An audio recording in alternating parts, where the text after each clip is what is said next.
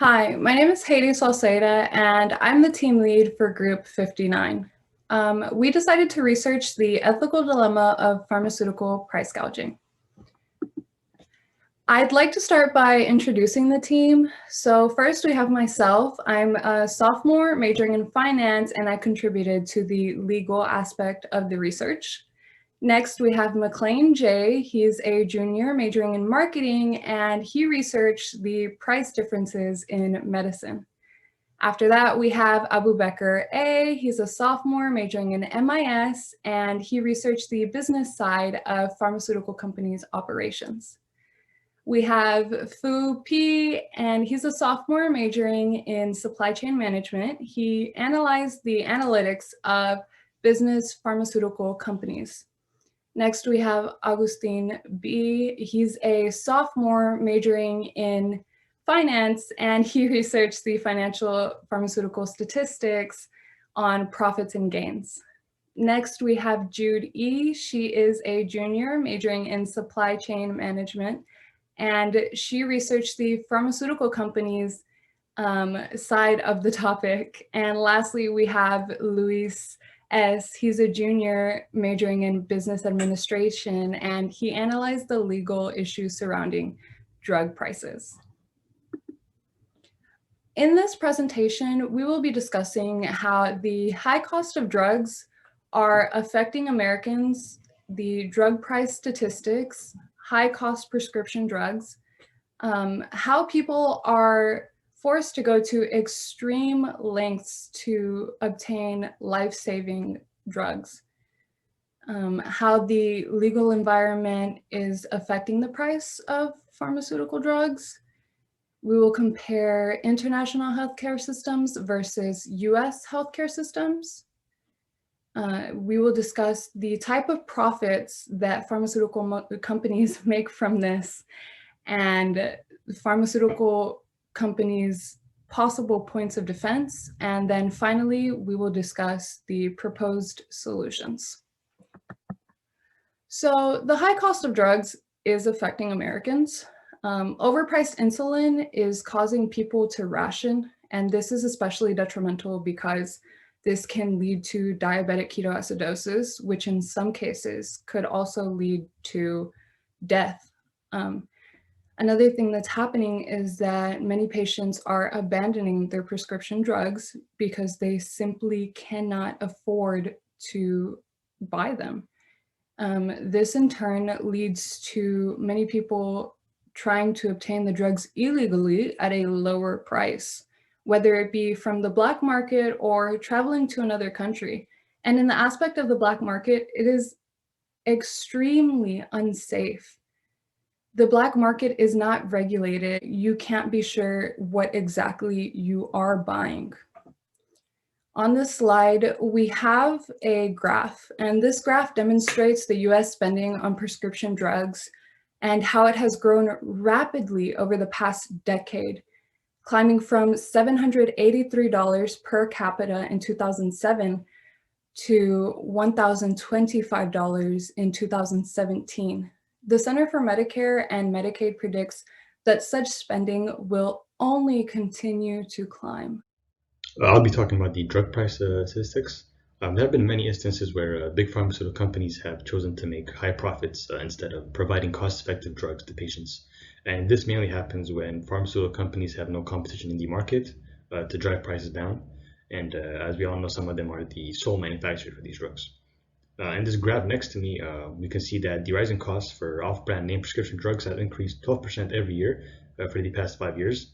And in 2016, 10% or $330 billion for healthcare costs have been accounted for by prescription drugs.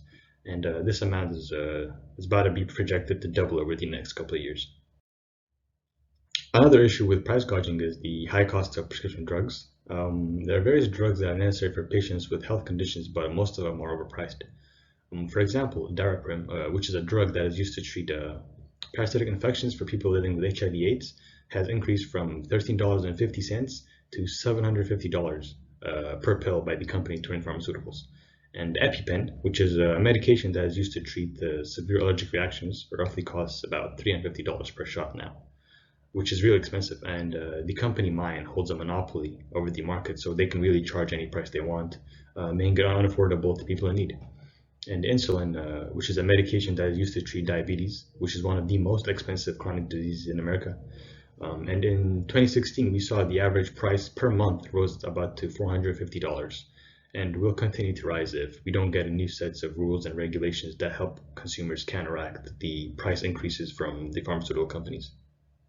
Another ethical dilemma is that people are being forced to go through extreme length to obtain life-saving medication because the price of drugs are unaffordable. One instance is in 2018, $150 billion was spent on cancer treatments globally, which is an increase in 10% from the previous 5 years. And the rise of costs for cancer patients and the therapy they receive is concerning because cancer therapies account for a massive portion in a graph of prescription drug costs. And medications for severe and chronic diseases shouldn't be luxuries, but they should be seen as necessities. But pharmaceutical companies tend to take advantage of patients and their families because people will do almost anything to save their families and the patients that they care about. When it comes to how the legal environments can affect the price of pharmaceutical drugs, states can comply and enforce regulations when it comes to the pricing for medical products. The public can also voice their opinions through the state by asking for fair pricing and more transparency when it comes to new legislation that may be passed. Maryland is one of the states that advocated for price cut laws in 2017, giving the Attorney General authority to hold companies responsible for unreasonable price increases. But since then, Congress has been lagging behind and hasn't really shown any progress. Hi, well, thank you very much for that, Abu Bekr. My name is Luis Solorzano, and today I will be introducing you guys with the topic of differences in between the healthcare system in the US and internationally. So historically, the US has had one of the worst outcomes and spent more on healthcare, largely because of the greater use of medical technology and higher prices that come along with it. Research and development costs are one of the highest for the out-of-pocket and private spending for the US, but if we benchmark the US's performance to those other developed countries like Switzerland, Germany, Sweden, etc., we can see and gain important insights into the strengths and weaknesses in order to help the policymakers and delivery system leaders identify the areas for improvement with such problems like obesity, cancer, chronic disease. The opioid crisis is crucial for the money to be directed in the right preventative measures as it should be. So what types of profits are pharmaceutical companies making from this? Well, they receive tax breaks and grants from the government in order to maximize their profits. So they get paid extra money to basically become monopolies. We see major companies, the main whales of the industry dominating, and it's very hard for the other OTC or off-brand drugs to be able to make revenues because it is so heavily weighted in the bigger companies' favor. So in 2015, we saw the US government paid an estimated 44% of basic research and development for the pharmaceutical companies. So we are we know we have a very high spending on these companies, and a lot of money goes into it, but I, again, do not think it justifies that we as American people receive jacked up prices that aren't fair, that aren't regulated enough as they should be. The pharmaceuticals industry point of view, they think they're really not breaking any laws because they're charging the right price for a product that they developed and they invested a lot of money in. They believe that it is their job as a public company to see the people have an increased interest in their product and invest and believe in them. So the government benefits because when pharmaceutical companies make money again, they have to pay bigger taxes, and they obviously will have the money to pay those taxes when they have such high costs, which is why there's this extreme conflict in between this problem. Yes, they're such high costs, and they oftentimes they justify these costs, but I think it's just very unjust to the US Americans as a whole. In a capitalist system, yes, there will be things like that, but I think it's been a little over the line. Some solutions we see: fair pricing legislation, which is seeking price justice for price gouging, which is, basically the manipulation of prices in order to gain favor. Having universal healthcare is very expensive. The US is a very big country, but having maybe a single payer system or different type of system that we can invest research money in to develop a better healthcare plan would definitely bring a lot of benefits to the American society as a whole, because we definitely are struggling in our healthcare and in our drug problem and in our homeless problem.